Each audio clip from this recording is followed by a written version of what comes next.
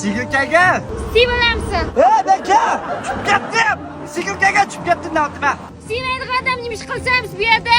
Tushib ketdim dedim-ku, dalda tushib ketdim. Kulash qilsa. O yerda. Bular to'lig'i tartib ola meni.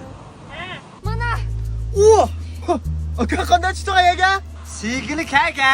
Ha, silvra undan bo'lsa. Voy, yaxshi sigirkaga tushib ketdim.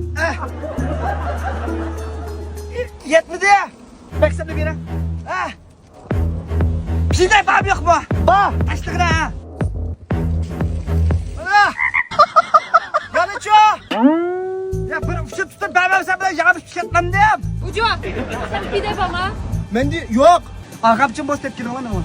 Qanchalik uzunlikda? Men nim bilaman. Mutlaq baqay. 3 metrlik sho'yin bos buldiki. Sen indab tushsa bu yerga. Mutlaq baqsam qanchalik sho'yin topdig'imni qayda bilma. Qanday chiqsamdi? Bir chiqamasa ben ish qilib odamni. Qo'zg'ala! Bobalde barda bir ishki va boshqa odamni anglaydigan. Aka biz hozir yomon pes amalni bir tibkil emas. Qo'rqmasa ham bilgi ochkisi bor. Aqlli qo'shkisi. Kuchingning qalasini qatsuchu. O'sha baksabda qo'nchilik chiqadimi, ichliklam.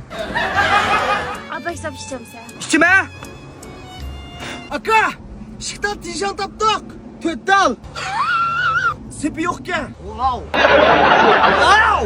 To'xta aka, men yana bir amal topdim. Bora. Aka, biz bu yerda o'rak ko'lab, chiqqan topni men o'rakka tindursak, top o'lganda yaxshi chiqib qolsangli bo'ldi. Qachon qo'lab bo'lsa uni?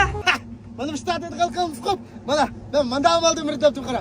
Bir adamdan kuchchi 2 dem ketdi. Men hozir 2 degan gap. Ushadam ishlaymiz, ushadam. Nima ish qilsa qilakash bilan ishtik bo'lar.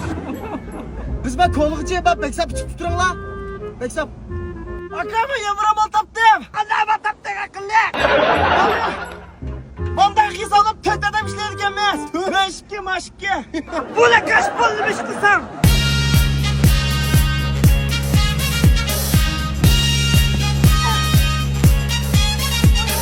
Bo'ldimi? Qo'lab kirik tutsinlik ku. Aka, bo'lsam siz mushtat nishonni bir tepib top tashlang yerga. Ağam işte pay, ağam çat. Delta. Mutlaq baqay. Men mutlaq baqay. Qo'lingdagi shimshimi baksapman. Qadek.